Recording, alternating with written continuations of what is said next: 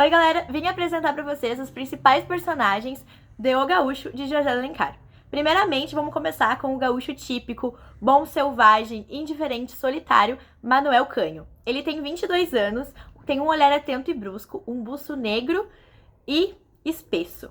E ele é o que a gente vai acompanhar toda a historinha dele, tá bom?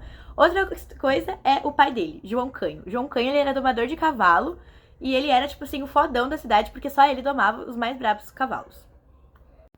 Os personagens secundários dessa história é Bento Gonçalves. Ele é o padrinho do Manuel e ele é o coronel honroso que a população escolheu.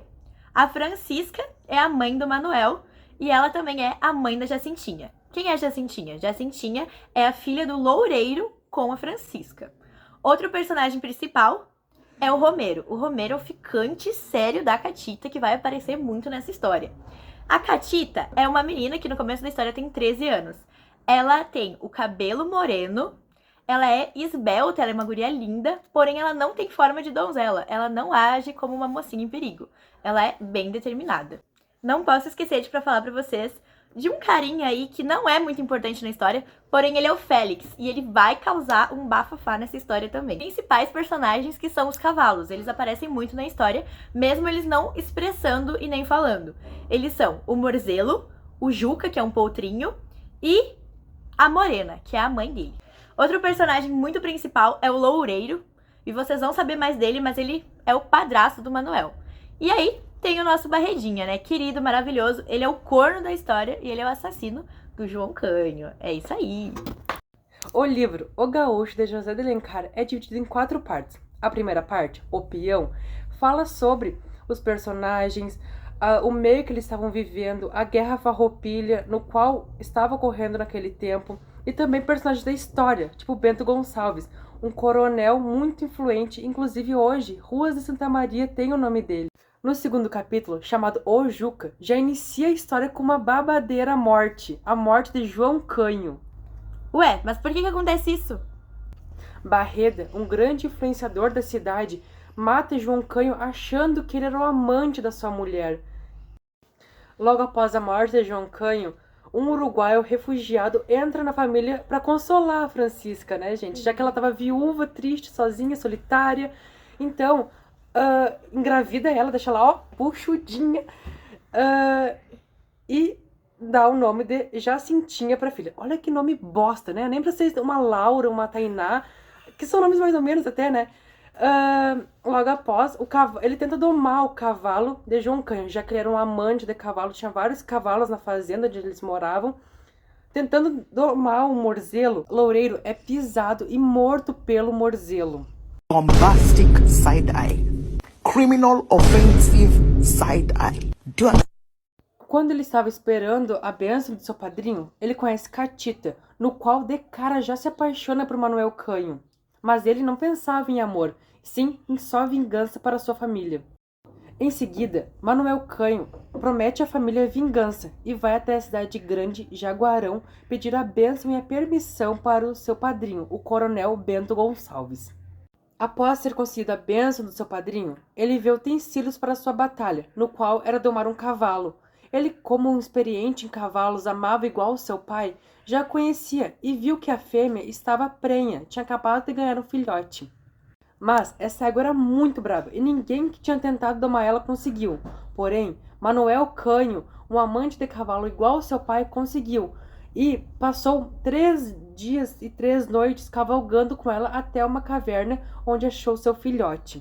Após ter conseguido resgatar a égua e o potro, ele vai para uma pousada e lá passa uma semana, no qual ajuda um homem a se recuperar com uma doença chamada bexiga.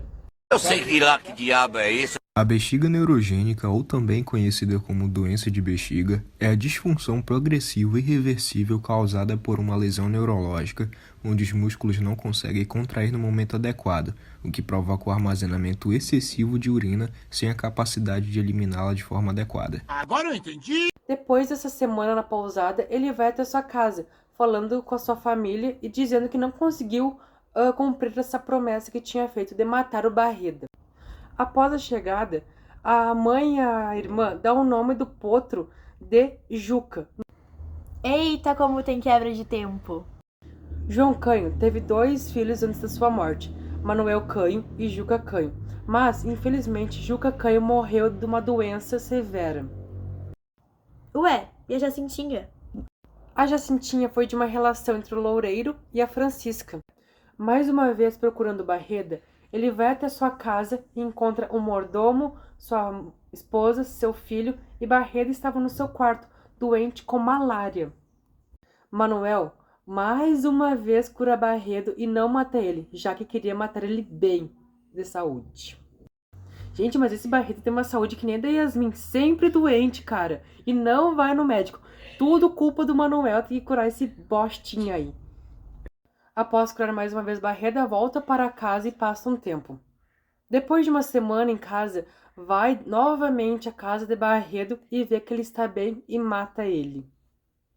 Após matar Barreda, Manuel volta à sua casa e Romero e sua irmã estão tendo um caso. Então Manuel pergunta para sua irmã qual a intenção de Romero com ela. Manuel vai novamente para Jaguarão, mas desta vez para falar para o seu padrinho que matou Barreda. Chegando em Jaguarão, falou para o seu padrinho e foi convidado para um festival. Nesse festival, ele encontrou novamente Catita, no qual era apaixonada por ele. Mas Catita pegava todo mundo, pegava o Romero, pegava o Félix e queria pegar o Manuel, mas Manuel não gostava de relacionamentos, ele só se importava com cavalos. Mas nesse festival aconteceu muito mais coisa. Romero tenta abusar de Catita, dopando ela e tentando ter relação sexual, mas é flagrado pelo Manuel. E para Catita não ser mais pura, ela teria que casar com Romero, mas ela não queria ter essa relação com Romero, já que ela era apaixonada em Manuel. No dia da consumação do casamento entre Romero e Catita, Catita se recusa a ter relação sexual com Romero e Manuel interfere e mata o Romero. Nessa mesma noite, Catita e o Manuel fogem com a Morena e o Juca. E eles são felizes no Pampa, né? Tendo uma relação ótima. E é isso, o final da história. Teve só loves.